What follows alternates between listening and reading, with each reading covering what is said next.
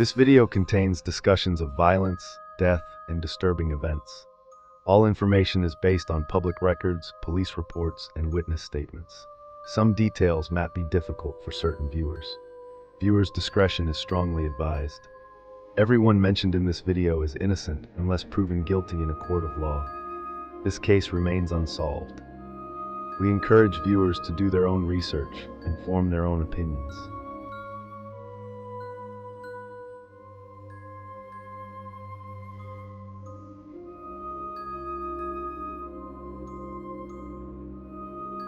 By the time the sun came up the next morning, nothing felt normal anymore.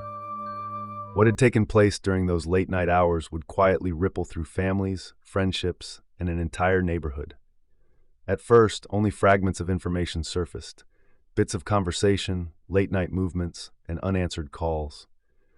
But piece by piece, a larger story began to form.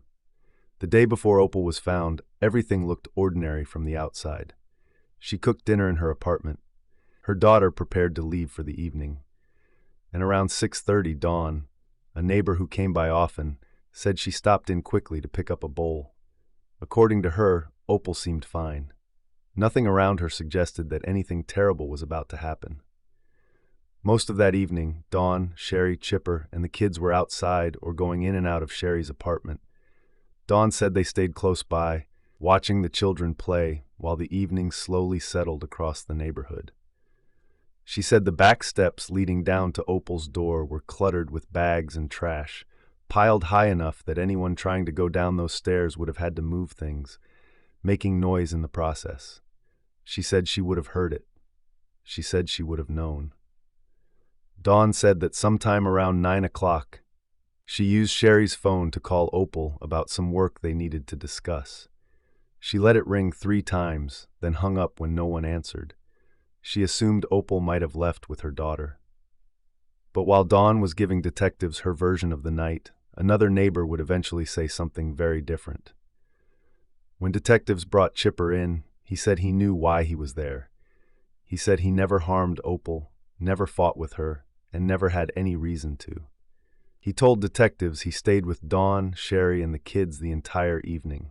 He described exactly what he was wearing: a black shirt, gray sweatpants, and black tennis shoes, clothes he later turned over to the investigators.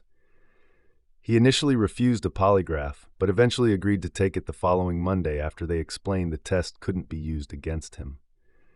Meanwhile, detectives continued questioning Dave, Opal's boyfriend, who had a history of money problems and an admitted rock habit. Dave owed money to several people: Dawn, Chipper, Terry, Kim from the bar, and the amounts and names seemed to grow every time detectives spoke with him. He told them Opal sold green and kept it in a silver can in her dresser drawer, and that she usually got in an ounce every couple of days. He said she wore shorts at home with the zipper partly open, but always snapped them shut when someone knocked. It was a small detail, but one that stuck with detectives, because Dave mentioned it more than once. When Dave took his polygraph, he admitted to having a $100 a day rock habit. Detectives told him the numbers didn't make sense.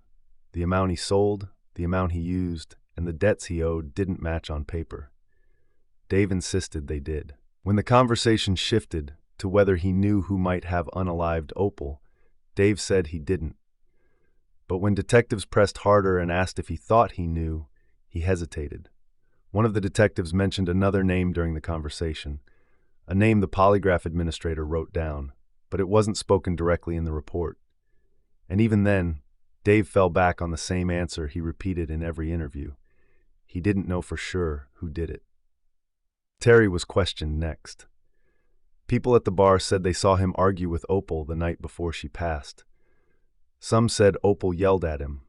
Others said she flipped him off as he walked out the door. Terry said there was no fight, just normal attitude between them, the same back and forth they usually had. He told detectives he knew people would blame him. He said he left home around 9 that night to pick up his girlfriend, returned home around 9:30, and stayed there. His father backed up the story, saying Terry came home around 6 and didn't leave again until it was time to get his girlfriend.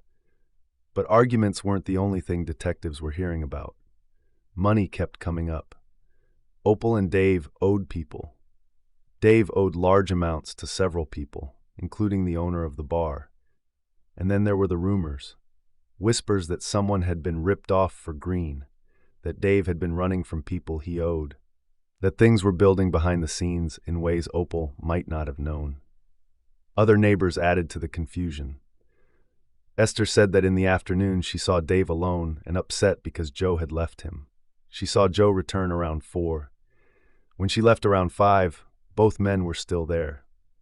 Eva said she heard the men working next door until around 10 that night, and she remembered the white van pulling out of the driveway when the lights went out. She didn't see who was driving. At this point, detectives were drowning in overlapping stories. People were everywhere and nowhere at the same time. Some said they heard noise, some said they didn't, some saw people coming and going, some saw nothing at all. And then Dave found Opal. He told detectives that when he entered the apartment, the first thing he noticed was the back door wasn't locked, and then walking in, he seen chaos. The stuff on the coffee table was knocked off, everything from the top scattered across the floor. There was a pillow at the end of the couch and a red stain on the cushion. Opal was lying face down between the couch and the table. Her glasses weren't on her face.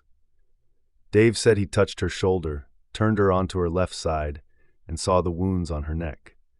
He called 911. When officers arrived, he was still on the phone. They told him to hang up and placed him in the back of their cruiser. Dave later said he washed his hands because they were stained from turning her over. Detectives searched the area, the back stairs, the yard, the cluttered landing Dawn described, looking for anything disturbed.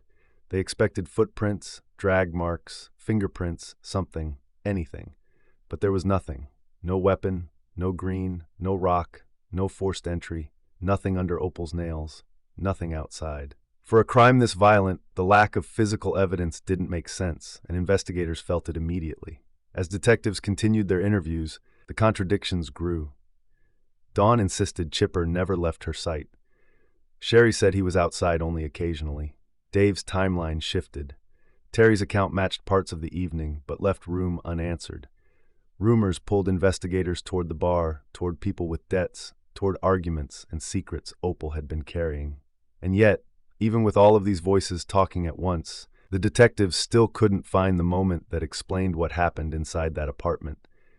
Because at the center of everything, the money, the arguments, the friendships, the addictions, was a truth no one could escape. Someone knew she was home. Someone knew she was alone. Someone walked through that door, and someone walked back out again without making a sound. Part 1 closes here, but the truth is, the most unsettling details of Opal's case haven't even been revealed yet. Join me in Part 2, and don't forget to subscribe, like, and share so you don't miss what comes next.